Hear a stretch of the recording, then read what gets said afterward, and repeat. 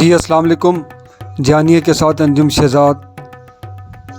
آج میں آپ کو قدرت اللہ شہاب صاحب کے شہاب نامہ کتاب میں سے ایک اقتباس پڑھ کے سناتا ہوں۔ ایک روز میری ایک ملاقاتن بشیرہ طوائف تھی۔ وہ بڑے ٹھسے سے دفتر میں داخل ہو کر کرسی پر بیٹھ جاتی ہے۔ اس کے رنگین لباس سے حنا کے عطر کی باسی باسی خوشبو آ رہی ہے۔ اس کی آنکھیں رت جگے اور رونے کی آمیزی سے سوجی ہوئی ہیں۔ میں اس کی تراش خراش کا سرسری سا جائزہ لے کر اپنی آنکھیں نیچی کر لیتا ہوں اور میز پر پڑے ہوئے مستطیل شیشے کی جانب ٹکٹکی لگا کر بیٹھ جاتا ہوں۔ بشیرہ طوائف کھنکار کر گلا صاف کرتی ہے۔ سرکار میری بات سنو۔ اس کی آواز میں ایک ملتجی سا بوجھ اور کھردرا پن ہے۔ کیا بات ہے؟ میری بات سنو سرکار، وہ دوبارہ تھکن آلود آواز سے کہتی ہے۔ سن تو رہا ہوں، کیا بات ہے؟ لیکن بشیرہ مطمئن نہیں ہوتی۔ غالباً اس کا مدعا یہ ہے کہ میں اس کی آنکھوں میں آنکھیں ڈال کر اس سے بات کروں، لیکن میں بدستور میز پر پڑے ہوئے مستطیل شیشے کی جانب ٹکٹکی باندھے بیٹھ جاتا ہوں۔ اس پر بشیرہ طوائف ایک ہچکچی لے کر رونے لگتی ہے۔ میں گھبرا کر اس کی طرف نظر اٹھاتا ہوں اور کسی انجانے خوف سے لرز اٹھتا ہوں۔ اس کی بڑی بڑی سوجی ہوئی آنکھیں کبوتر کے خون کی طرح سرخ ہیں۔ مجھے رہ کر ڈر لگتا ہے کہ شاید اس کی آنکھوں سے اچانک آنسوؤں کی جگہ خون کے قطرے یا کچے گوشت کے لوتھڑے گرنے لگیں گے۔ مجھے اپنی جانب متوجہ کر کے بشیرہ طوائف دوپٹے کی آنچل سے آنسو خشک کرتی ہے اور کہتی ہے۔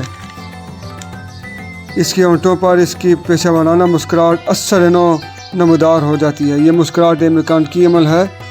اس میں ہونٹوں کے پھیلاؤ کے علاوہ کوئی جذبہ نہیں۔ سرکار، میرے گھر پر کل رات میونسپلٹی والوں نے چھاپا مارا ہے۔ وہ اپنی شکایت شروع کرتی ہے۔ کوئی وجہ ہوگی؟ کوئی وجہ ہوتی تو میں کبھی شکایت نہ کرتی، وہ خود اعتمادی سے کہتی ہے۔ مجھے ناحق دکھ کیا جاتا ہے۔ میں 12 برس سے اس جگہ بیٹھی ہوں، اپنی محنت سے روزی کماتی ہوں۔ منڈی کا داروغہ، کمیٹی کا انسپکٹر، شہر والے، لوکل سب مجھ سے خوش ہیں، لیکن پانی پت کے پناہ گیر جو اب میرے محلے میں آ کر آباد ہوئے ہر روز میرے خلاف عرضیاں دیتے رہتے ہیں کہ مجھے اس مکان سے نکال دیا جائے تاکہ ان کی بہو بیٹیوں پر خراب اثر نہ پڑے۔ اور مکان کس کا ہے؟ میں بات کاٹ کر پوچھتا ہوں۔ میرا ہے سرکار، لالا شنکر داس نے میری نت اترائی پر میرے نام کروایا تھا۔ بشیرہ نے اپنی پٹاری سے لالا شنکر داس کے کاغذات نکال کر میز پر رکھ دیے۔ بحالیات کے محکمے سے بھی اجازت لی ہے یا نہیں؟ میں نے پوچھا۔ جی ہاں، کنفرم ہے۔ اس نے محکمہ بحالیات کے کاغذات بھی میرے میز پر دے مارے۔ سرکار، میں نے پیسہ جوڑ کر حج کے لیے رقم جمع کی ہے۔ کراچی سے حج کا کرہ بھی میرے نام آ گیا ہے۔ اگر میں حج پر چلی گئی تو پانی پت والے کمیٹی سے مل کر میرے مکان پر قبضہ کر لیں گے۔ حاضری کا بلاوا تو آ گیا ہے، اگر نہ گئی تو اس کا عذاب کون بھگتے گا؟ آخر میں نے بھی تو قوم کی بہت خدمت کی ہے۔ کیا خدمت کی ہے؟ میں نے کس قدر طنزیہ لہجے میں پوچھا۔ وہ اپنے تھیلے سے Azad Kashmir fund, Quaid Azam relief fund, Quaid Azam municipality fund, بیوہ گھر اور یتیم خانوں میں دیے گئے چندوں کی رسیدیں نکال کر میز پر ڈھیر لگا دیتی ہے۔ یہ دیکھ کر میں ایک عجیب مخمصے میں گرفتار ہو جاتا ہوں۔ یہ پیشہ ور بدنام عورت ماہی بیاب کی طرح حج پر جانے کے لیے تڑپ رہی ہے۔ اللہ اور رسول صلی اللہ علیہ وآلہ وسلم کا کوئی قانون اسے اس عظیم سعادت کی نعمت سے محروم نہیں کر سکتا، لیکن جنگ مگیانہ میونسپلٹی کا قانون اس کا مکان چھین سکتا ہے۔ اگر اس کا مکان چھن گیا تو وہ حج پر جانے سے رہ جائے گی۔ اگر 10 نمازی اور متقی حج پر نہ جا سکیں تو شاید جنت کی آبادی میں کوئی کمی واقع نہ ہوگی، لیکن اگر یہ طوائف حج پر جا کر توبہ کرنے سے رہ گئی تو دوزخ کے شعلے کس کے لیے سد پڑیں گے؟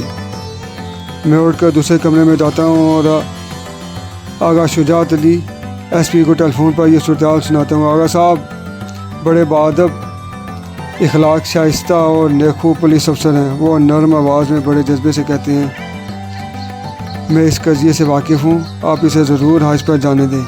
اس کا مکان کوئی نہیں چھین سکتا۔ اسی غیر حاضری میں پولیس اس کے مکان کی حفاظت کرے گی۔ واپس آ کر میں بشیرہ سے کہتا ہوں، تم ضرور حج پر روانہ ہو جاؤ، تمہارے مکان کو کوئی ہاتھ نہیں لگائے گا، تمہاری واپسی تک پولیس اس کی حفاظت کرے گی۔ خدا سرکار کو سلامت رکھے۔ وہ خوشی سے اچھل کر کھڑی ہو جاتی ہے اور جلدی جلدی Azad Kashmir fund, Quaid Azam relief fund, Quaid Azam memorial fund, بیوہ گار اور یتیم خانوں کے چندوں کی رسیدیں سمیٹ کر اپنی جولی میں ڈال لیتی ہے۔ اندر ہی اندر میرا جی چاہتا ہے کہ میں اسے کہوں جب تم حرمین شریفان کی زیارت کرو تو میرے لیے بھی دعا کے 2 لفظ بول دینا، لیکن ڈپٹی کمشنر کا احساس کمتری مجھے یہ کہنے کی اجازت نہیں دیتا کیونکہ بشیرہ محض ایک طوائف ہے۔ یوں بھی محمد صدیق اردلی دیر سے دفتر کے دروازے پر منڈلا رہا ہے اور میرا اس قدر وقت ضائع کرنے پر بشیرہ کو بڑی سندلی سے گھور رہا ہے۔ کچھ عجب نہیں جب وہ میرے دفتر سے باہر نکلے تو محمد صدیق اپنی خاص گڑگانوی زبان میں سے 2-4 گالیاں بھی سنا دے۔ آپ کا بہت بہت شکریہ۔